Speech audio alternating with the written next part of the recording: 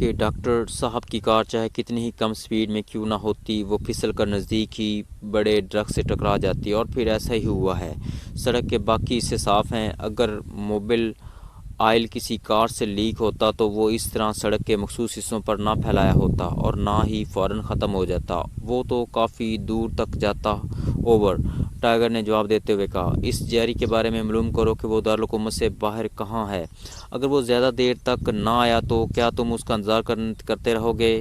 Over, Imran نے تیز لہجے میں کہا، میں نے معلوم کر لیا باس، وہ 2 گھنٹوں بعد واپس پہنچ رہا ہے۔ اوور، ٹائیگر نے کہا، اوکے اب بتاؤ کہ دارالحکومت میں نارنگ روڈ کہاں ہے؟ اوور، عمران نے پوچھا، نارنگ روڈ؟ یہ نام تو میں پہلی بار سن رہا ہوں باس۔ اوور، ٹائیگر نے حیرت بھرے لہجے میں کہا، کسی پرانے محلے میں ہوگا، تم جیری کی واپسی تک اسے تلاش کرو، وہاں استاد کالو کا ہوٹل ہے، اس کے بارے میں معلوم کر کے مجھے فوراً فون کرو۔ یہ بھی وہی سفید کبوتروں کا ہی سلسلہ ہے؟ اوور، عمران نے کہا، سفید کبوتروں کا سلسلہ کیا مطلب باس؟ اوور، ٹائیگر کی انتہائی حیرت بھری آواز سنائی دی تو نعمانی اور صدیقی دونوں بے اختیار مسکرا دیے۔ یہ اصطلاح ان معصوم بچوں کے لیے صدیقی نے وضع کی ہے۔ معصوم بچے واقعی سفید کبوتروں کی مانند معصوم اور پاکیزہ ہوتے ہیں۔ اوور، عمران نے کہا، تو کیا صدیقی صاحب بھی اس سلسلے میں کام کر رہے ہیں؟ اوور، ٹائیگر نے پوچھا، ہاں، انہیں عالم پور سے اس نارنگ روڈ اور استاد کالو کی ٹپ ملی ہے، لیکن ساری رات گھومنے کے باوجود وہ نارنگ روڈ کو تلاش نہیں کر سکے، اس لیے وہ میرے پاس آئے ہیں کہ میرے پاس ٹائیگر نام کا ایک انسائکلوپیڈیا موجود ہے۔ اوور، عمران نے کہا، میں تلاش کر لوں گا باس۔ اوور، دوسری طرف سے ٹائیگر نے ہنستے ہوئے کہا تو عمران نے اوور اینڈ آل کہہ کر ٹرانسمیٹر آف کر دیا۔ تم چیف کو بتا کر گئے تھے عالم پور؟ عمران نے ٹرانسمیٹر آف کر کے صدیقی سے پوچھا، میں نے ڈپٹی چیف کو بتا دیا تھا اور ڈپٹی چیف کی اجازت ہی سے ہم وہاں گئے تھے، صدیقی نے مسکراتے ہوئے جواب دیا۔ باضابطہ اجازت تھی یا بے ضابطہ؟ عمران نے مسکراتے ہوئے کہا تو صدیقی بے اختیار ہنس پڑا۔ باضابطہ اجازت تو آپ کو مل سکتی ہے، ہم تو بے ضابطوں میں شامل ہیں۔ یہ بے ضابطہ اور باضابطہ اجازت کا کیا سلسلہ ہے کہ تمہارا جواب سے عمران صاحب بھی اس طرح خلخلا کر ہنس پڑے ہیں؟ نعمانی نے کہا، مس جولیا جب عمران صاحب کو باضابطہ اجازت دیں گی تو صفدر خطبہ نکاح پڑھ سکے گا۔ صدیقی نے کہا تو اس بار نعمانی بے اختیار ہنس پڑا۔ اسے اب اس گہری بات کی سمجھ آ گئی تھی۔ پھر وہ ابھی ادھر ادھر کی باتیں کر ہی رہے تھے کہ سلمان واپس آ گیا اور اس نے تھوڑی دیر بعد ہی چائے اور سنیکس سے بھری ٹرالی سیٹنگ روم میں پہنچا دی۔ شکریہ سلیمان، تم واقعی مہمان نواز ہو، صدیقی نے مسکراتے ہوئے کہا۔ آپ صرف مہمان ہی نہیں بلکہ معزز مہمان ہیں جناب، سلیمان نے مسکراتے ہوئے جواب دیا اور واپس مڑ گیا۔ ارے ایک منٹ، مہمان اور معزز مہمان میں فرق تو بتاتے جاؤ، عمران نے تیز لہجے میں کہا۔ جو معزز ہوتے ہیں انہیں معلوم ہوتا ہے، بتانے کی ضرورت نہیں پڑتی۔ راہداری سے سلمان کی آواز سنائی تو صدیقی بے اختیار ہنس پڑا۔ سلمان واقعی آپ سے 2 ہاتھ آگے ہے، صدیقی نے ہنستے ہوئے کہا۔ کاش 2 ہاتھ آگے ہی ہوتا، ابھی تو میرے پیچھے سے ہے، اس لیے میرا پیچھا ہی نہیں چھوڑتا، عمران نے منہ بناتے ہوئے جواب دیا تو صدیقی ایک بار پھر ہنس پڑا۔ سلمان نے ایسی کون سی بات کی ہے صدیقی جس پر تم اس قدر محفوظ ہو رہے ہو؟ نعمانی نے صدیقی سے مخاطب ہو کر پوچھا۔ اس کا مطلب ہے کہ نصف سکوپ تو ختم ہو گیا، تو تم بہرحال معزز نہیں ہو، ورنہ تمہیں معلوم ہو جاتا کہ معزز مہمان کون ہوتا ہے، عمران نے مسکراتے ہوئے کہا تو صدیقی ایک بار پھر ہنس پڑا۔ نعمانی، عمران صاحب نے کہا کہ معزز مہمان اور مہمان کا فرق سلمان بتا کر جائے، جبکہ سلمان نے کہا ہے کہ جو معزز مہمان ہوتے ہیں انہیں خود معلوم ہوتا ہے۔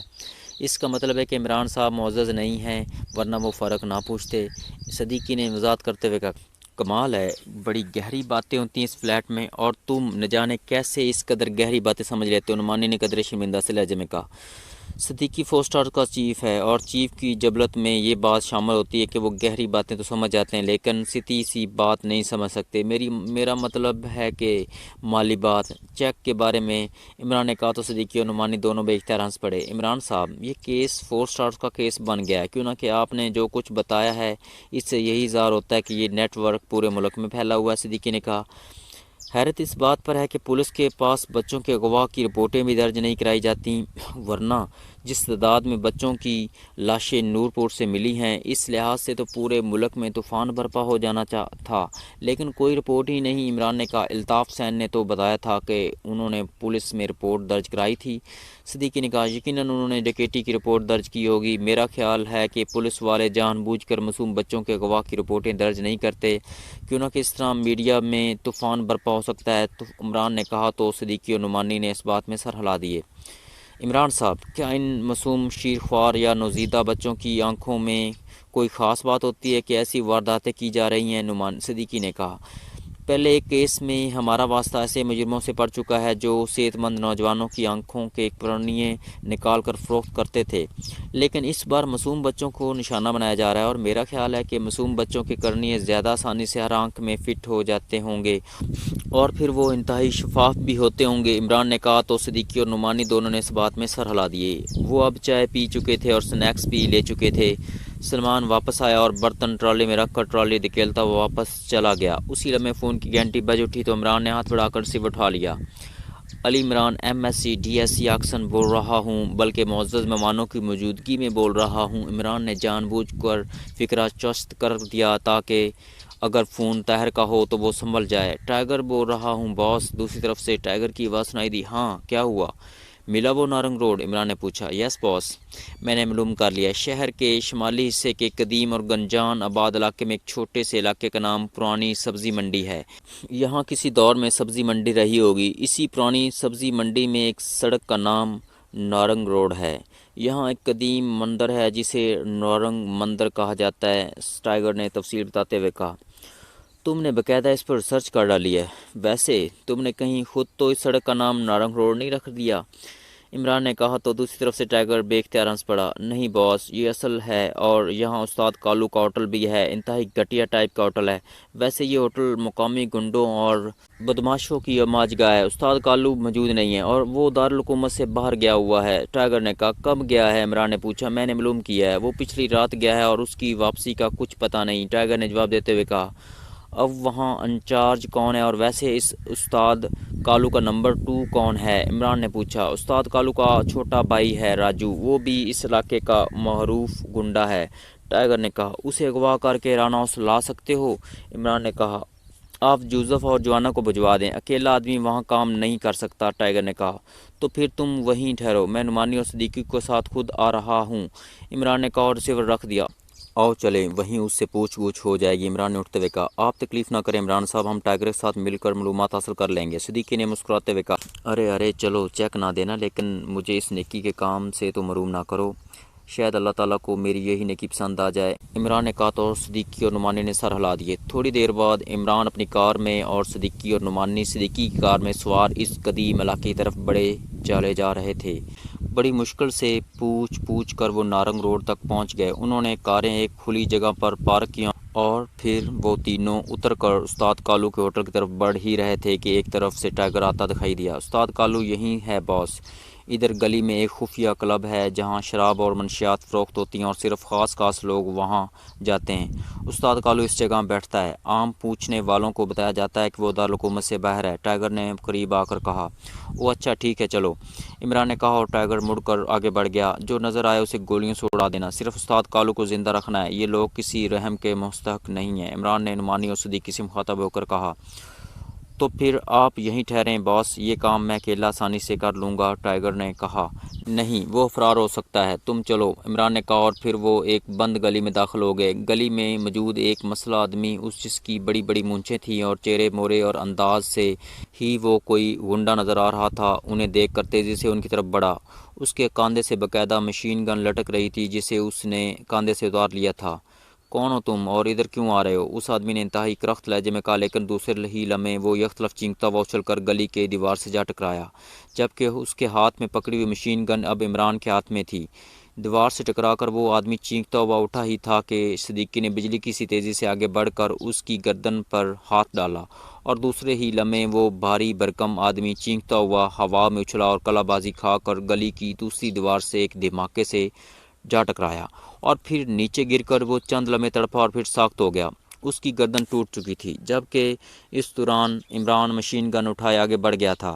گلی کے تقریباً اختتام پر ایک بڑا سا لوہے کا دروازہ تھا جو بند تھا۔ عمران نے دروازے پر لات ماری تو دروازہ ایک دھماکے سے کھل گیا اور عمران اچھل کر اندر داخل ہو گیا۔ یہ ایک چھوٹی سی راہداری تھی جس کے اختتام پر ایک اور دروازہ تھا جو کھلا ہوا تھا اور دوسری طرف ایک بڑا ہال نما کمرہ تھا جس میں سے کہوں اور باتیں کرنے کی آوازیں سنائی دے رہی تھیں۔ پھر جیسے ہی عمران اس حال نما کمرے میں داخل ہوا اس کا چہرہ یکطرف بگڑ سا گیا، کیونکہ عورتیں اور مردوں سے بھرے ہوئے اس حال میں ایسی خلاق سوز حرکات کھلے عام ہو جاری تھیں کہ جن کا تصور بھی نہ کیا جا سکتا تھا۔ ہال میں عورتوں کی تعداد مردوں سے زیادہ تھی۔ ایک طرف بڑا سا کاؤنٹر تھا جس کے پیچھے 2 گنڈے موجود تھے۔ جیسے عمران اندر داخل ہوا وہ دونوں گنڈے بے اختیار اچھل پڑے، لیکن اس سے پہلے کہ وہ سنبھلتے عمران نے مشین گن کا ٹریگر دبا دیا اور پھر تو جیسے ہال میں قیامت ٹوٹ پڑی۔ عمران اس فاقانہ انداز میں گولیاں برسا رہا تھا جیسے وہاں انسانوں کی بجائے حشرات الارض موجود ہوں۔ اسی لمحے ٹائیگر دوڑتا ہوا اندر داخل ہوا اور پھر اس کے مشین پسٹل نے بھی گولیاں برسانا شروع کر دیں۔ کاؤنٹر کے پیچھے کھڑے ہوئے دونوں گنڈے بھی گولیوں کا شکار ہو چکے تھے اور چند لمحوں بعد پورے ہال میں لاشیں، خون اور انسانی جسموں کے چتھڑے ہر طرف بکھرے ہوئے نظر آ رہے تھے۔ عمران تیزی سے کاؤنٹر کی طرف بڑھا ہی تھا کہ کاؤنٹر کے قریب ایک راہداری سے کسی کے دوڑنے کی آواز سنائی دی تو عمران تیزی سے سائڈ پر ہو گیا۔ یہ کیا مطلب؟ یکطرف ایک لمبے قد، بھاری جسم اور چوڑے چہرے والے آدمی نے راہداری سے ہال میں آتے ہی چینک کر کہا۔ اس کی مونچھیں کبوتر کے پروں کی طرح پھڑپھڑا رہی تھیں اور آنکھیں پھیل کر کانوں تک پہنچ گئی تھیں، اور پھر اچانک وہ لڑکھڑایا اور وہیں ڈھیر ہو گیا۔ ادھر جا کر چیک کرو، یہ کہاں سے آیا ہے؟ باقی ساری عمارت بھی چیک کرو، عمران نے کہا تو ٹائیگر کے ساتھ ساتھ نعمانی اور صدیقی بھی حرکت میں آ گئے اور تھوڑی دیر بعد وہ سب ہی واپس آ گئے۔ یہی ایک آدمی زندہ ہے اور یہاں کوئی نہیں ہے۔ ادھر راہداری میں باقاعدہ دفتر نما کمرہ ہے، ٹائیگر، صدیقی اور نعمانی نے کہا۔ اسے ہوش میں لے آؤ، یہی استاد کالو لگتا ہے، عمران نے کہا۔ باس اسے اٹھا کر رانا ہاؤس نہ لے جائیں، وہاں اطمینان سے پوچھ گچھ ہو سکے گی، یہاں تو کسی بھی لمحے کوئی بھی آ سکتا ہے، ٹائیگر نے کہا۔ پہلے تو تم نے ایسا کرنے کے لیے یوسف اور جوانوں کو بھیجنے کے لیے کہا تھا، عمران نے منہ بناتے ہوئے کہا۔ میرے تصور میں بھی نہ تھا کہ آپ اس طرح فائر کھول دیں گے، آپ نے تو جوانوں کو بھی پیچھے چھوڑ دیا ہے، ٹائیگر نے جواب دیتے ہوئے کہا۔ یہاں جو کچھ ہو رہا تھا اور جس انداز میں ہو رہا تھا وہ سب ناقابل برداشت تھا۔ یہ انسان نہیں بلکہ معاشرے کے ناسور ہیں اور اسے بھی ساتھ لے جانے کی ضرورت نہیں ہے، اسے ہوش میں لے اور صدیقی اور نعمانی باہر گلی میں پہرا دیں گے، جو بھی نظر آئے اڑا دو، کسی سے کوئی رعایت کرنے کی ضرورت نہیں ہے، عمران نے کہا تو صدیقی اور نعمانی دونوں واپس مڑے اور راہداری میں غائب ہو گئے، جبکہ ٹائیگر نے جھک کر بے ہوش پڑے ہوئے مونچھوں والے اس آدمی کو ناک اور منہ دونوں ہاتھوں سے بند کر دیے۔ چند لمحوں بعد جب اس کے جسم میں حرکت کے تاثرات نمودار ہونا شروع ہو گئے تو ٹائیگر نے ہاتھ اٹھائے اور سیدھا کھڑا ہو گیا۔ عمران نے اس کی گردن پر پیر رکھ کر اور پھر پیر کا دباؤ بڑھا کر اسے گھما دیا تو اس آدمی کے جسم نے یکطرف جھٹکے کھانے شروع کر دیے۔ کیا نام ہے تمہارا؟ عمران نے پیر کو واپس موڑتے ہوئے کہا۔ کالو، استاد کالو، اس آدمی نے رک کر کہا تو عمران نے پیر ہٹایا اور مشین گن کی نال اس کے سینے پر رکھ کر اسے دبا دیا۔ خبردار، چپ چاپ پڑے رہو ورنہ ٹریگر دبا دوں گا، عمران نے کہا۔ اس کا لہجہ اس قدر سخت تھا کہ اس آدمی کا جسم یکطرف ساخت ہو گیا۔ تم کون ہو تم؟ استاد کالو نے رک کر کہا۔ عالم پور سے استاد کالو تمہارے پاس آیا تھا، کہاں ہے وہ؟ عمران نے انتہائی سرد لہجے میں پوچھا۔ کہ لالو، وہ تو رات کو ہی واپس چلا گیا تھا، اسے فون آیا تھا کہ اس کے نمبر 2 تاجو کو 2 اجنبی افراد نے ہلاک کر دیا ہے، استاد کالو نے جواب دیتے ہوئے کہا۔ وہ جو بچے لایا تھا وہ کہاں ہیں؟ عمران نے پوچھا۔ بچے؟ کون سے بچے؟ کیا مطلب؟ استاد کالو نے کہا ہی تھا کہ عمران نے یکطرف مشین گن ہٹا کر دوبارہ پیر اس کی گردن پر رکھ کر اسے گھما دیا۔ اب بولو، کہاں ہیں وہ بچے؟ بولو، عمران نے انتہائی سرد لہجے میں کہا۔ وکٹر کے پاس بھیج دیے ہیں، وکٹر کے پاس، استاد کالو نے رک کر کہا۔ کون ہے وکٹر؟ عمران نے پوچھا۔ ریڈ کلب کا مالک ہے، استاد کالو نے کہا، اور اس کے ساتھ ہی اس کے جسم نے یکطرف زوردار جھٹکا کھایا اور اس کی آنکھیں بے نور ہو گئیں تو عمران نے جھٹکے سے پیر ہٹا لیا۔ وہ سمجھ گیا تھا کہ دباؤ اس کالو کے برداشت سے زیادہ ہو گیا تھا، اس لیے اس کا سانس رک گیا اور وہ ہلاک ہو گیا۔ کیا تم وکٹر اور ریڈ کلب کو جانتے ہو؟ عمران نے ٹائیگر کی طرف مڑتے ہوئے کہا۔ ویسے تو انڈر گراؤنڈ دنیا میں کئی وکٹر ہیں، لیکن ریڈ کلب کا نام لیا گیا ہے، بہرحال میں معلوم کر لوں گا، ٹائیگر نے جواب دیا تو عمران نے اس بات میں سر ہلا دیا اور پھر وہ واپس راہداری کی طرف مڑ گئے۔ بادشاہ اپنے مخصوص انداز میں کمرے میں بیٹھا شراب پینے میں مصروف تھا کہ میز پر پڑے ہوئے فون کی گھنٹی بج اٹھی تو اس نے ہاتھ بڑھا کر ریسیور اٹھا لیا۔ یس، بادشاہ نے پھاڑ کھانے والے لہجے میں کہا۔ وکٹر بول رہا ہوں جناب، دوسری طرف سے منمناتی ہوئی آواز سنائی دی۔ کیا بات ہے، کیوں کال کی ہے؟ بادشاہ نے غراتے ہوئے لہجے میں کہا۔ باس، استاد کالو کو اس کے خاص اڈے میں ہلاک کر دیا گیا ہے، اور باس، اس پورے اڈے میں موجود 40 افراد کو گولیوں سے بھون ڈالا گیا، جن میں عورتیں بھی تھیں اور مرد بھی۔ استاد کالو کی گردن پر دباؤ ڈال کر اسے ہلاک کیا گیا ہے، جبکہ باقی لوگوں کو گولیاں مار دی گئی ہیں، وکٹر نے جواب دیا۔ استاد کالو وہ کون ہے؟ بادشاہ نے چونک کر پوچھا۔ ہمارا خاص سپلائر تھا باس، کل ہی اس نے 4 بچے بھجوائے تھے، وکٹر نے جواب دیا۔ او، کس نے کی ہے یہ واردات؟ بادشاہ نے چونک کر کہا۔ وہاں کوئی آدمی زندہ ہی نہیں بچا، سب کو ہلاک کر دیا گیا، اس لیے کچھ معلوم نہیں ہو سکا کہ کس نے یہ سب کچھ کیا ہے اور کیوں۔ وکٹر نے جواب دیتے ہوئے کہا، اپنے آپ تو یہ سارا کام نہیں ہو سکتا، اس لیے معلوم کراؤ جس نے بھی یہ کام کیا ہے، اس سارے گروپ کا خاتمہ کر دو تاکہ دوسرے کو معلوم ہو سکے، ہم اپنے آدمیوں کا انتقام لینا بھی جانتے ہیں۔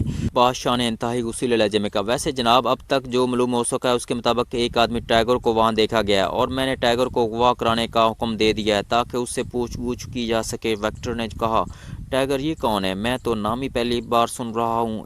بادشاہ نے حیرت بھرے لہجے میں کہا، باس یہ اس زیر زمین دنیا کے بڑے گروپوں میں نقل و حرکت کرتا ہے اور یہ بھی رپورٹ ملی ہے کہ یہ نور پور میں بھی دیکھا گیا ہے اور جاری کے کلب میں بھی منڈلاتا رہا ہے، اور جناب ساتھ ساتھ یہ رپورٹ بھی ملی ہے کہ استاد کالو کو عالم پور کا استاد لالو بچے دینے آیا تھا، کہ عالم پور میں استاد لالو کے استاد آدمی تاجو کو بھی ہلاک کر دیا گیا ہے۔ وکٹر نے کہا، یہ سب آخر کیا ہو رہا ہے اور تم یہ الجھی سی باتیں کیوں کر رہے ہو؟ کھل کر بات کرو۔ بادشاہ نے اس بار انتہائی غصیلے لہجے میں کہا، جناب میرا جہاں تک خیال ہے کہ کوئی گروپ ہمارے بچوں والے سلسلے میں کام کر رہا ہے، نور پور میں بھی کارروائی ہوئی، عالم پور میں بھی ہوئی اور یہاں استاد کالو کے اڈے پر بھی کارروائی کی گئی ہے۔ یہ سب باتیں ظاہر کرتی ہیں کہ کوئی بڑا گروپ اس معاملے میں ملوث ہو چکا ہے، اس لیے میری تجویز ہے جناب کہ جب تک اس گروپ کا مکمل خاتمہ نہ ہو جائے بچوں والا سلسلہ بند کر دیا جائے۔ وکٹر نے کہا، احمق تو نہیں ہو گئے وکٹر تم؟ 60-70 بچے ہر ماہ ملتے ہیں، سیٹھ صاحب کا حکم ہے کہ یہ تعداد سینکڑوں میں ہونی چاہیے اور تم یہ بھی بند کرا دینا چاہتے ہو؟ پولیس ہمارے خلاف کام ہی نہیں کرتی، باقی رہا کوئی گروپ تو بجائے اس سے خوفزدہ ہو کر ہم کام بند کر دیں، ہمیں پوری قوت سے ان سے ٹکرانا چاہیے۔ بادشاہ نے انتہائی غصیلے لہجے میں کہا، یس باس۔ وکٹر نے قدرے سہمے ہوئے لہجے میں کہا، مجھے جلدی رپورٹ دو، کیا کیا ہے تم نے، ورنہ مجھے اپنا گروپ مقابلے پر لانا پڑے گا اور پھر تمہارا گروپ اور تم ہمیشہ کے لیے آؤٹ ہو جاؤ گے، سمجھے؟ بادشاہ نے چینکتے ہوئے لہجے میں کہا، یس باس، یس باس۔ دوسری طرف سے انتہائی سہمے ہوئے لہجے میں جواب دیا گیا۔